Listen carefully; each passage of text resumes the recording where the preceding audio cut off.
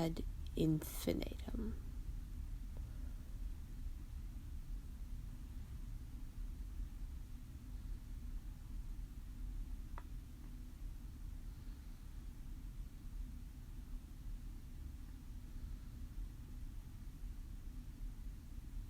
Oh, whoa.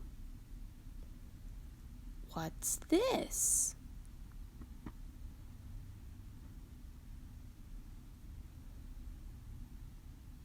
The unofficial Homestuck collection.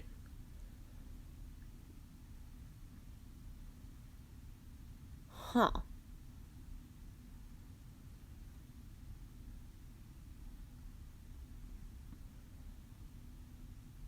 New reader mode. New reader mode enabled. Currently up to page 4824. Switch off new reader mode? No. Show unlock notifications. New content elsewhere in the collection. Jump box. Auto switch new tabs. Scroll bar. Smooth scrolling. Pixelated image scaling?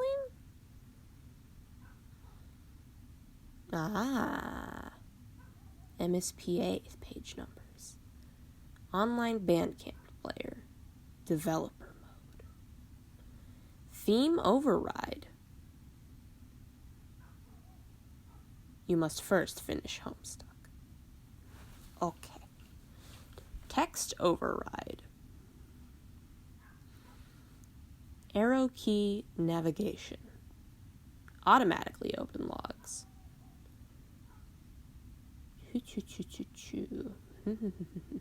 How very interesting. System settings, application. Version 1.1.0. Version 1 asset pack. The asset pack sits within users, miles, documents, motherfucking Homestuck. Asset pack, the unofficial Homestuck collection.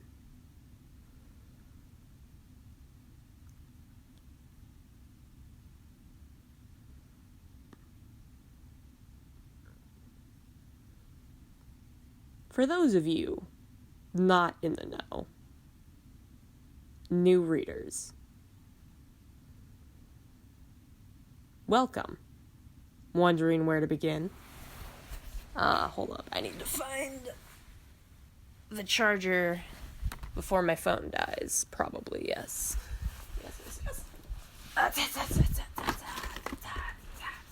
It shouldn't be far off. I remember my mom giving me it last night.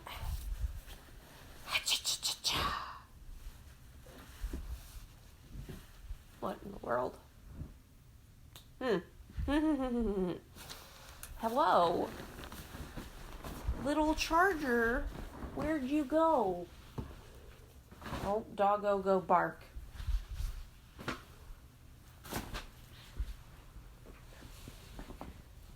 Shit. Seriously?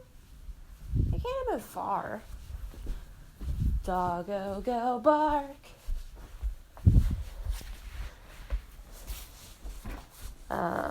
Sugar.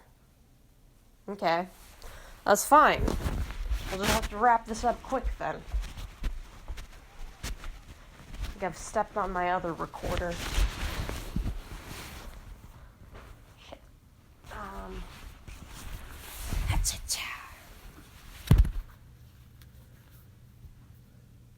Cool. Okay. Still doing that thing.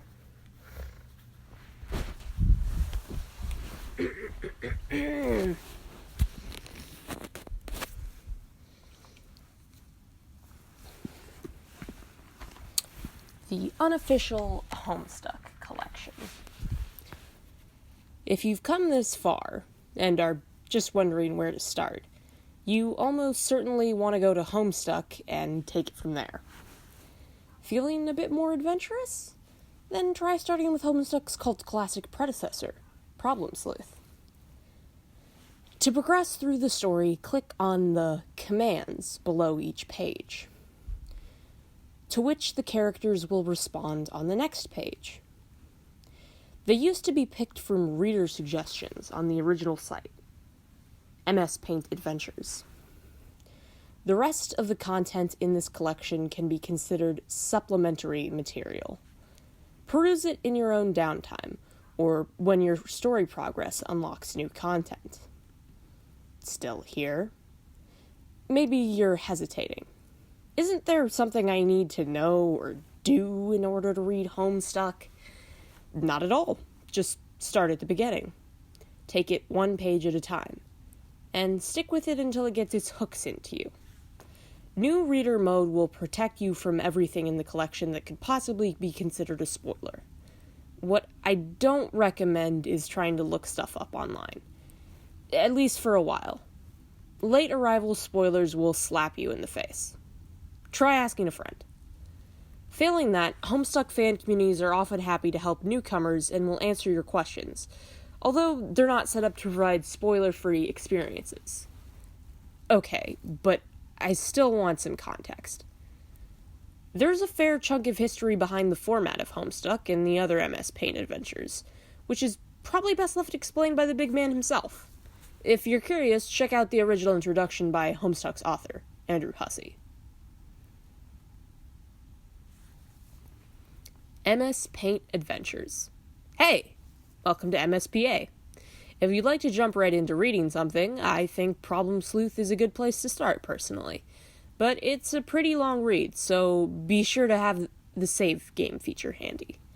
But before you jump into an adventure, a little background on the site would probably help. There are two key points to understand. They are, MSPA stories exist in the format of mock games, specifically text-based adventure games. You advance through the pages of the story by clicking links, which sound like commands you would type in a text prompt to get a character to do something. Generally, the character will respond to that command on the following page. 2. MSPA stories are largely reader-driven, in the sense that most of the text commands were supplied by readers through a suggestion box. I would select a command from the list and then illustrate the result of the command. When I say largely reader-driven, I mean this approach has undergone a lot of evolution from adventure to adventure, and continues to even now. I'll try to give a sense of what the process was for each adventure. Jailbreak. This was the first adventure. One I started well before the MSPA site existed. I created on a forum where people would post suggestions and replies to the thread. My policy was always to take the first suggestion no matter what, which naturally led to a very hazardous feel to the story's progression. I also experimented with branching the story at one point, splitting it into two paths, but then I quickly brought those two paths back together. I left Jailbreak unfinished, and it's probably fine that way as a sort of rambling, silly initial experiment with the storytelling format. I doubt I'll go back to finish it. Bard Quest. This was the first adventure I started after launching MSPA.com. Back when I had the choose-your-own-adventure format in mind for the site as the primary storying device. In addition to the reader-driven feature with a new site on-site suggestion box. But the multiple paths turned out to be difficult for me to keep up with, and overall pretty hard for readers to digest as well, especially with a longer story. Mercifully, this one never made it that far. I chalk it up as an interesting failed experiment, and one that I surely won't go back to finish. After halting BQ, I left the site to gather dust for about 6 months, and started up again with Problem Sleuth. Problem Sleuth, by far the longest adventure, and only complete one to date. When I started, I revised the approach, completely scrapping the multiple paths concept in a few minor instances. I also started being more selective with the suggestions, not always necessarily picking the first one in the box. This made for a more controlled style of action, allowing elements of planning and puzzle solving, while still creating a pretty whimsical feel to the adventure. But I feel MSPA evolved in many more ways than that over the daunting span of Problem Sleuth. Exactly 1 year, in fact. The nature of the parody drifted away from text adventures exclusively to playing off many other sorts of gaming genres, like RPGs, fighting games, etc., the visual style progressed as well, as I started incorporating more and more animated frames and over-the-top battle sequences. And the reader-driven elements shifted very gradually as well, especially as the story took on more readers. When a story begins to get thousands of suggestions, paradoxically, it becomes much harder to call it truly reader-driven. This is simply because there is so much available. The author can cherry-pick from what there's to suit whatever he might have in mind, whether he's deliberately planning ahead or not. But as it happened, I was planning ahead much more as the story neared its end, and I would tend to A, pick comments that I suited what I had in mind, or B, just call a spade and outright make up a comment for an idea I had, which I did most often for many of the later attacks, like the sleuth diplomacy variations, comb raves, etc. Toward the end, the suggestion box was mostly used as a go-to for the frivolous, funny, tangential stuff, and rarely anything story-changing. I've come to view this as the only realistic practice for a site with this format, with this many readers. This practice carried over to the next adventure, right from the start. Homestuck, the adventure I'm currently working on, with a pretty radically different approach from the way the previous adventures started, mostly in the sense that many elements are already pre-planned. I don't know if I intended to make a big point of this as a huge paradigm shift for the site. It was more that I started getting ideas for the next adventure well before Problem Sleuth ended. And those ideas just kept cropping up. Much like the crafting and conclusion for Problem Sleuth, the planning just couldn't be helped. So, the use of user commands has been handled in a similar way, insofar as they contribute to a direction I want the story to go in, or to simply produce a humorous tangential effect, which can sometimes lead to story developments I don't anticipate anyway. But the point is, the reader-driven aspect of MSPA is still in a state of evolution, and truthfully is probably drifting away from being a very important factor in the way the story is structured. It is manifesting in other interesting ways, though. With HS, I introduced the incorporation of music into the story, and the production of this music has been a collaborative effort among readers. Other ideas and resources like funny images, game mechanic concepts, etc. have made it into the story outside of the institutionalized structure of the suggestion box. I also picked the characters' names from reader input. There are lots of ways I will inject reader input into stories, and finding out how will be the fun part. But it will almost certainly never resemble the madcap charades of Jailbreak or early Problem Sleuth. The bottom line is, the MSPA format always seems to be in a state of flux, but I will surely continue to bend my own rules in various ways. Honestly, at this stage, I am less excited about the reader-driven aspect than I am about the format that is merged and somewhat crystallized, which is telling a story through the vehicle of a mock game, complete with somewhat convincing and detailed mechanics, but without losing sight of it as a parody. That format has been augmented with the use of flash animations and interactive pages, which is something I'm sure I'll keep exploring. Anyway, if you really are a new reader, I guess that was a lot to digest, but even if you're not a new reader, I'm sure you gleaned some insight from that. As always, thanks for reading. Andrew.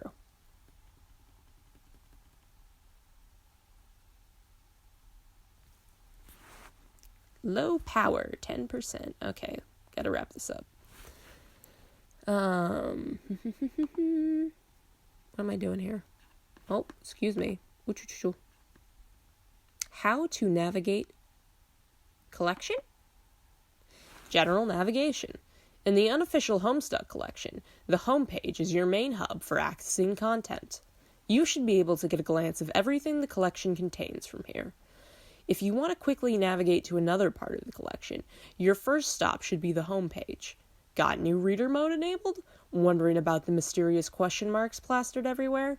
How do you find out what they are? By reading Homestuck. The goal of new reader mode is to provide a safe place for you to make your way through the story, while reducing the risk of learning anything in advance. This means that as long as certain content is considered a spoiler, you will be prevented from accessing it. Don't feel like you have to remember when each thing is scheduled to unlock, though. When something becomes available in the archive, you'll be alerted by a small notification at the bottom of the screen. Is the homepage just not cutting it? You can jump to any page you know the URL for with the jump bar. Opening it up, click the jump address bar. Saving and loading your game. Oh. Huh? Let's just, quickly take a look at forbidden material. This is not for new readers, I guess, then, in that case. Well, sort of, maybe, who knows. Actually, no, this isn't that spoilery. Yet. Okay, hold up. Let's just, let's do something. No, let's not do that. Let's do something, that will ensure minimal spoilers from now on.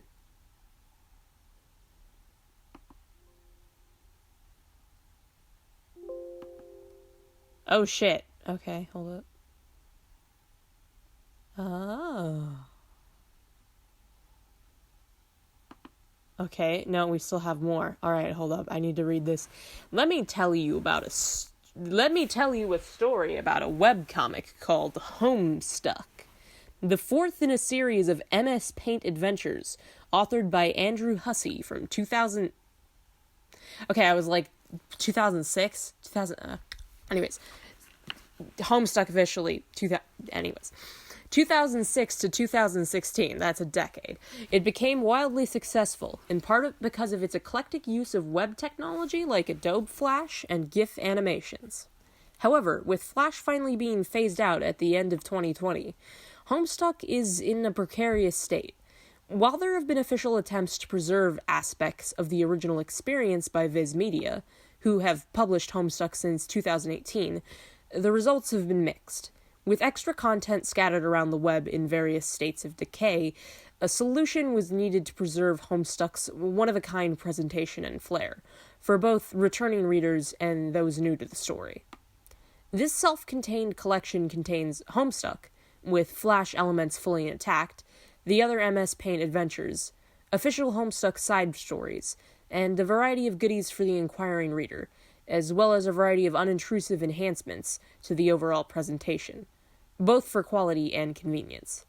Hopefully this collection should be the best way to read Homestuck and preserve what made it so special. Were you sent here by a friend? If so, welcome. Hi, new readers. I promise it's all good as they've been telling you. If it wasn't, I wouldn't have wasted months of my life building this thing. The unofficial Homestuck collection contains truckloads of bonus content, a significant amount of which recklessly brandishes major spoilers for the main story. For this reason, the unofficial Homestuck collection has a new reader mode. It will automatically track your progress in the story, and strategically lock off such content until your dear, sweet, precious eyes are ready to handle it. Furthermore, new reader mode will also adjust Homestuck itself in minor ways that keep it somewhat in line with the state of the comic as it was written.